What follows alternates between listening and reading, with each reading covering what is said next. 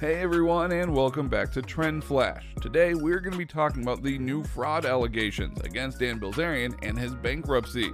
Make sure you stay until the end so you don't miss out to see if Dan Bilzerian will get arrested or not. You will not believe it. Dan Bilzerian has been in heaps of trouble. If you take a look at his Instagram, you can see a lavish lifestyle and a seemingly perfect life. Well, there is a lot of drama behind the scenes that has Dan Bilzerian under hot water.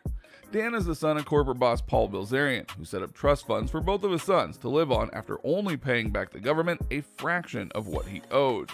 Not much about Dan's life has been revealed besides the fact that he went to college in Florida and then pursued a career in poker, where he claims to have made his millions.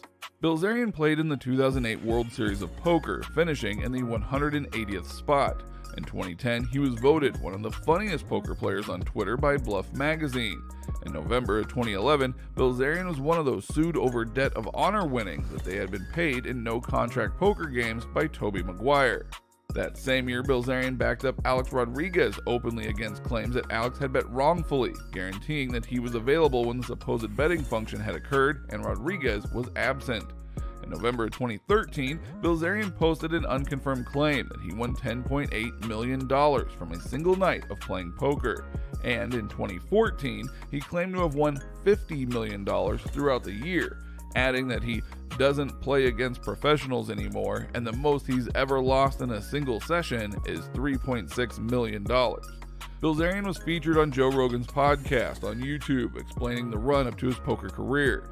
Bilzerian's Los Angeles house, for example, has a monthly rent of $200,000 a month. Now that house, along with parties, boats, and models, are charged to Ignite International Ltd., a company that Bilzerian helped develop. According to TMZ, some of these funds included a $60,000 Star Wars gun set, a $50,000 bed frame, and a $75,000 paintball field.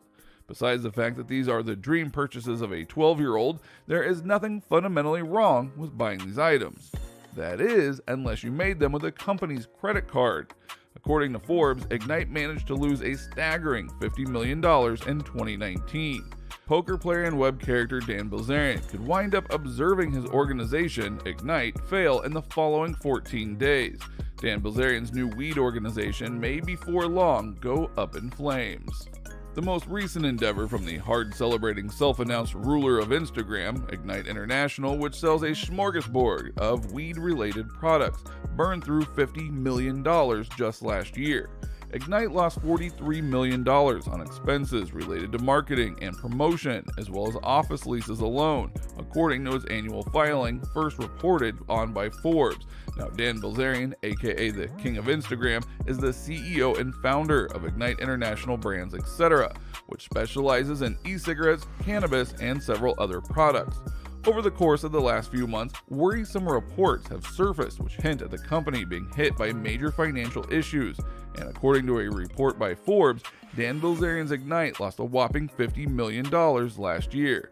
Now, indeed, Ignite appears to have footed the bill for Bilzerian's gun-toting, private jet-flying playboy lifestyle, also while paying him a salary as well as the travel expenses of other companies that he owns.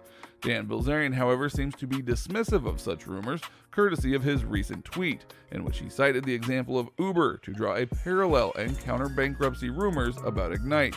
Despite his dismissiveness, things don't seem to be looking up for the former U.S. Navy SEAL trainee turned venture capitalist, as Ignite continues its steep fall from grace. Bilzerian runs the organization Ignite International Brands Ltd., which sells electronic cigarettes, CBD oils, water jugs, and vodka, among other items. Light is a public organization settled in Toronto, Canada, and that started exchanging January 2019 under the Bilz F ticker. Now, the company reportedly lost over $50 million in 2019, mostly on marketing and office rental expenses. Bilzerian's Instagram feed is covered with photographs of him on yachts, personal luxury planes, playing chess while encompassed by piles of money, and in any event presenting with an enormous weapon with the Ignite logo cut into its side. Touch Off sells a wide scope of items from water containers and vodka to THC vape pens and CBD oils. Forbes cannabis columnist, in any case, composed that he has never experienced an item from Ignite in nature. The organization, which started exchanging freely in Canada in January of 2019 and exchanges under the BILZ-F ticker, has seen its stock worth fall in excess of 70% in the following 18 months to 70 pennies. Bilzerian is no stranger to losing money. The 39-year-old entrepreneur recently lost a book deal with Simon & Schuster because he was too busy partying to deliver a manuscript, Page 6 reported last month. Ignite's monetary records for Q2, which were as of late uncovered more than 2 months after the cutoff time. However, they finally released it in a way that nobody could find them. It's not on their website, which is just horrendous. And what kind of public company doesn't put its own financials on its own website? That is just unheard of.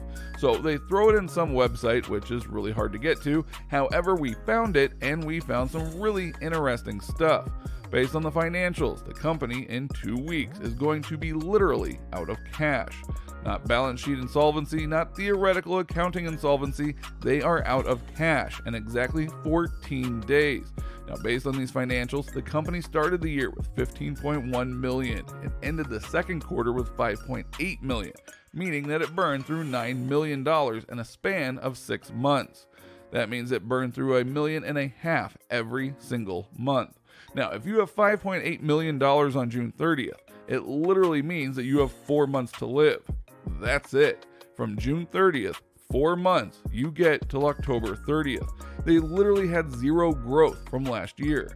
A company that sells weed online during a pandemic, when everybody is stuck at home smoking weed, had 0% growth over 1 year.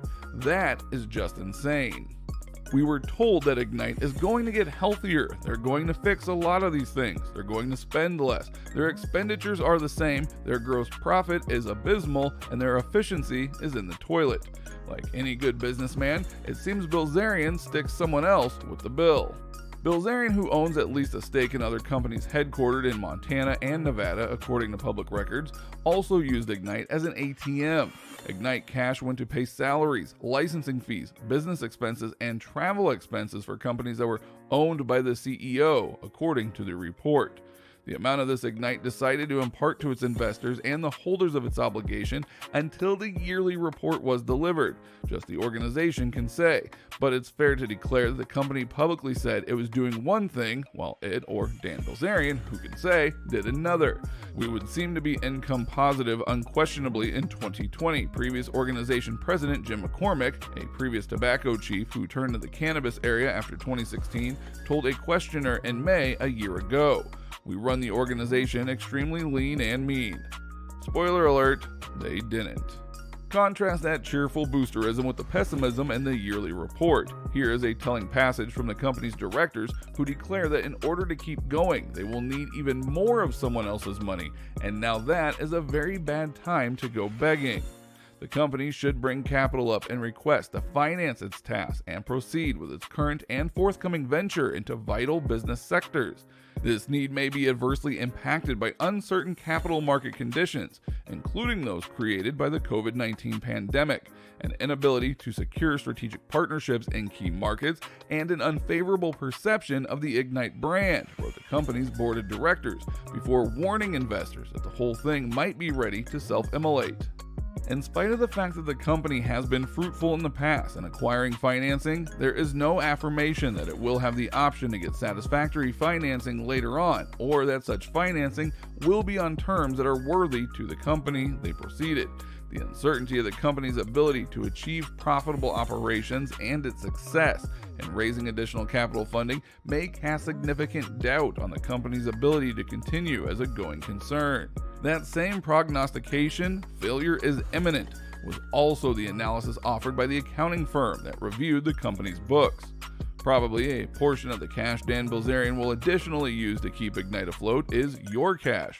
The company reported receiving just short of $1.2 million in the Paycheck Protection Program loans from the Small Business Administration. Ignite intends on applying for loan forgiveness, the company said. Okay, an enormous marketing machine that didn't really sell anything. A brand that its own directors worry may be toxic, floated by debt and investors. Is that all there is behind Dan Bilzerian's company? While you are here, go ahead and click on one of these other videos on your screen, and we'll see you there.